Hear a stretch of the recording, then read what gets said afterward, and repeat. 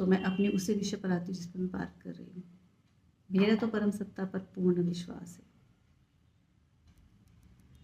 आपके घर में गंगा जल होगा, आपके घर में गंगा जल होगा, कुछ आध्यात्मिक पुस्तकें भी होंगी, कोई एक दो ग्रंथ भी होंगे। यदि हैं तो उन ग्रंथों को मंदिर में सजा कर मत रखो, उसे खोलो, उसे पढ़ो, उसे पढ़ो। वो ग्रंथ बहुत बड़े या बड़े मोटे नहीं हैं।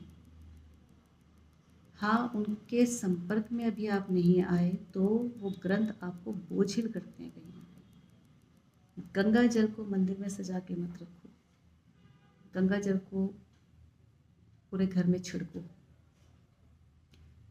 पानी में मिलाकर पियो।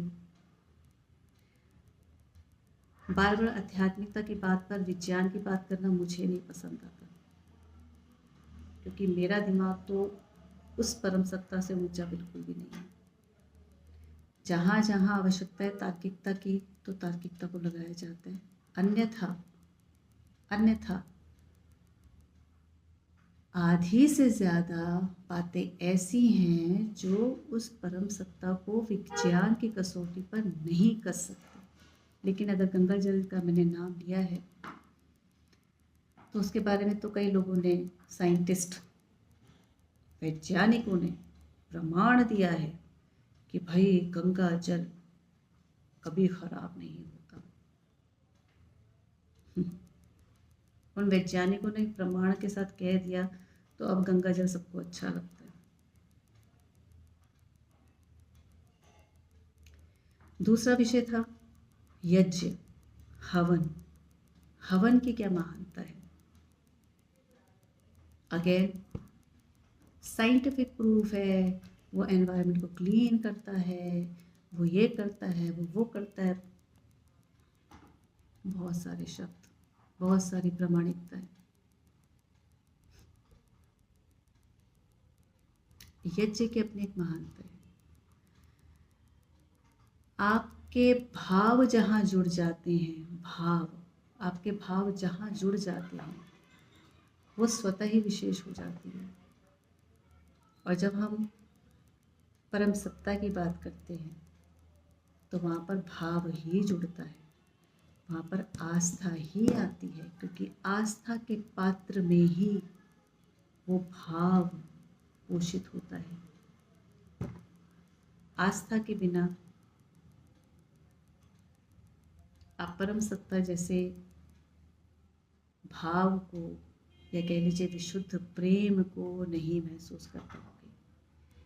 तार्किकता की, वैज्ञानिकता की जहाँ आवश्यकता है, निसंदेह उसे वहाँ पर अप्लाई करो, क्योंकि संसार के हिसाब से चलता है, लेकिन उस संसार को चलाने वाली एक सुप्रीम पावर है, एक सर्वोच्च सत्ता है।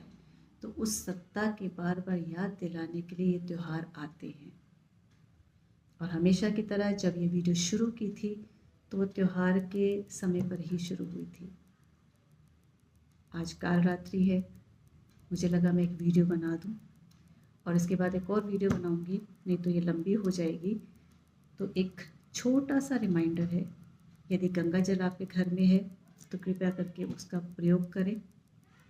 नहीं है तो खरीद कर ले आए, क्योंकि गंगा जल भी आपको दुकानों पर उपलब्ध है। आपाधापी में, रोज़मर्रा के जीवन में व्यक्ति ये चीज़ें भूल गया है, तो एक छोटा सा रिमाइंडर है।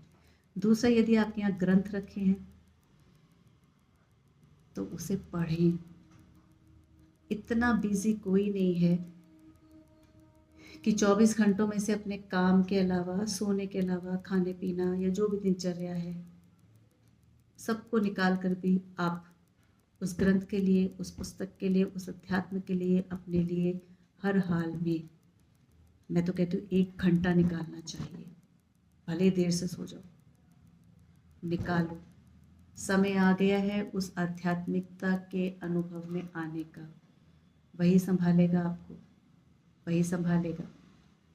संकट में जब कुछ नहीं सूझता तो भगवान ही याद आता है। वैज्ञानिकता याद नहीं आती, तार्किकता याद नहीं आती, ये प्राण श्वास जो चल रहे हैं वही याद आते हैं। ठीक है, गंगा जल और ग्रंथ। नमस्कार।